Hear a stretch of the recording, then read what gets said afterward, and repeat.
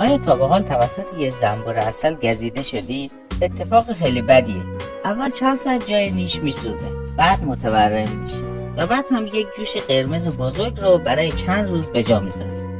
اما هر چقدر هم که بد باشه، به بدی اتفاقی که برای خود زنبور میفته نیست، چون چند دقیقه بعد از نیش زدن شما میمیره. ولی چرا باید سیستم دفاعی یه حیوان برای خودش مرگبارتر باشه تا موجودی که بهش حمله میکنه؟ با عقل جور در نمیاد. اما قضیه پیچیده تر از اونیه که به نظر میاد. پس بریم که جواب این معما رو کشف کنیم. اگه تا واقعا توسط زنبور گزیده شدید، به احتمال زیاد تقصیر خودتونه. چون معمولا زنبورها فقط آدمایی رو نیش میزنن که یا به کندوشون حمله کنن یا باهاشون رفتار تهاجمی داشته باشن. زنبورها اگر در حال گرد جمع کردن باشن، تنهامون میذارن، مگر اینکه بهشون حمله کنیم یا روشون پا بذاریم. خب ممکنه تا حالا شنیده باشین که زنبورها بعد از نیش زدن میمیرن، اما در حقیقت این اتفاق فقط برای زنبورهای عسل میفته. وقتی یه زنبور نیش میزنه، به راحتی نیشش رو داخل پوست میکنه و خارج میکنه. اما در مورد زنبور عسل، نیش اونا به صورت دو نیزه خاردار ساخته شده و باعث میشه لبه خشن‌تری داشته باشن و مثل قلاب‌های کوچک عمل کنن. به خاطر این حالتشون وقتی یه زنبور عسل نیشش رو وارد پوست میکنه، نمیتونه دوباره بیرون بکشه. ولی زنبور دست از تلاش بر نمیداره و بعد از موفق شدن، نه فقط نیشش، بلکه ماهیچه‌ها، اعصاب و حتی قسمتی از محتویات شکمش هم که به نیشش چسبیده، همه از پشتش میان بیرون. پایان غم‌انگیزیه. قسمت غم‌انگیزترش اینه که وقتی زنبورای عسل حشرات دیگر رو نیش میزنن، مثل زمانی که به کندوهاشون حمله میکنن، اونا به راحتی میتونن نیششون رو بیرون بکشن. همه چیز بستگی به میزان فیبر پوست موجود نیش خورده داره. اون نیزه‌های خاردار برای داخل شدن به عمیق‌ترین حالت ممکن طراحی شدن و برای همین وقتی وارد پوست فیبری یه پستاندار میشه، هیچ راهی برای خارج کردنش نیست. پس زنبور عسل بیچاره خبر نداره که اگر ما رو نیش بزنه میمیره. اما نیش یه زنبور چه تأثیر روی پوست ما داره؟ نیش زنبور زهر به نام ملیتین رو تزریق میکنه که باعث اثر دردناک نیش میشه. اگر به نیش زنبور حساسیت داریم، در واقع حساسیت به ملیتین داریم. این زهر باعث قرمزی و تورم در محل نیش میشه. زمانی که زهر در آب حل بشه، میتونه به راحتی در کل بدن پخش بشه. 60% بدن انسان آبه. پس راه‌های زیادی برای انتشار زهر وجود داره. حالا اگر توسط یک زنبور عسل نیش خوردید، باید یاد داشته باشیم که سریع نیش رو خارج کنیم، همراه با همون ماهیچه‌ها و اعصاب. چون کیسه های ملیتین چسبیده به نیش که از بدن زنبور کنده شده، تا زمانی که جدا نشن به پمپاژ زهر به داخل بدن ادامه میدن. پس بهتره که در سریع‌ترین زمان ممکن خارج بشه.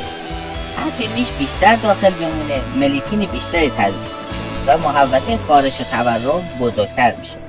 خب دیدیم که چطور زنبورای عسل با سرنوشتشون روبرو میشن. اما چرا و چطور اونا تصمیم به نیش زدن میگیرن؟ برای جواب دادن به این سوال، اول باید فرامون ها را بشناسیم. فرامون یه ترکیب شیمیایی آزاد شده از یک ارگان یک موجوده که باعث تاثیر روی رفتار موجودات دیگه‌ای از همون گونه میشه. این اطلاعات اکثرا از طریق حس بویایی منتقل میشه. فرامون ها چند نوع هستن که یه نوع از فرامون ها باعث تغییرات سریع در رفتار میشه که فرامون های هشدار دهنده هستن. این نوع فرامون بلافاصله بعد از اینکه یه زنبور چیزی رو نیش میزنه منتشر میشه و به بقیه زنبورها هشدار میده که مثلا چیزی داره وارد کندو میشه و این باعث حمله بقیه به اون مزاحم میشه.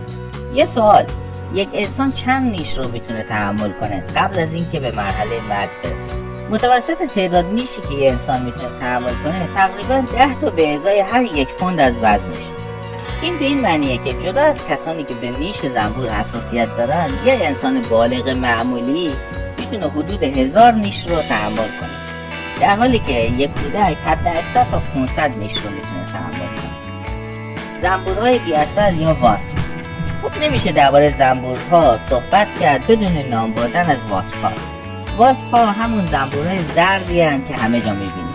برخلاف زنبورهای عسل، نیش واسپ‌ها خاردار نیست. به این معنی که متاسفانه اونا میتونن بارها و بارها نیشمون بزنن بدون اینکه خطر مرگ تهدیدشون کنه. در حالی که احساس درد ناشی از نیش زدگی این نوع زنبور و زنبور عسل تقریبا مشابهه، اما زهرشون کاملا متفاوت از زنبور عسل. یک راه مقایسه زهرهاشون اندازه‌گیری مقدار pH یا شاخص اسیدیته عددی بین 0 تا 14.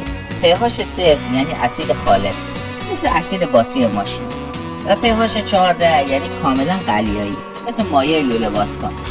به عنوان مثال دیگه pH آب 7 دقیقاً در وسط، چون نه اسیدیه و نه قلیایی و به عنوان خنثی طبقه بندی میشه.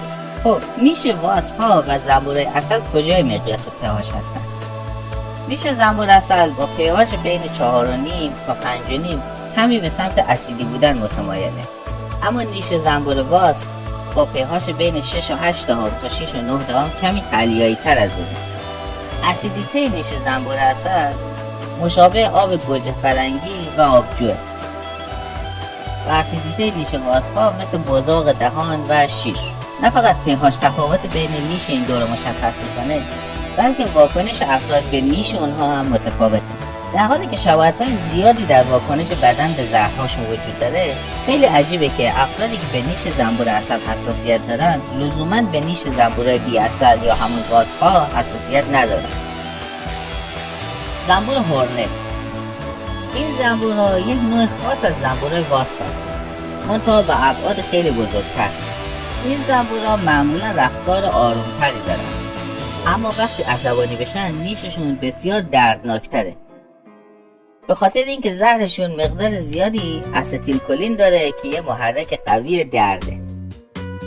ممنون از همراهیتون تا انتهای ویدیو. امیدوارم از دیدنش لذت برده باشین و مفید هم بوده باشه.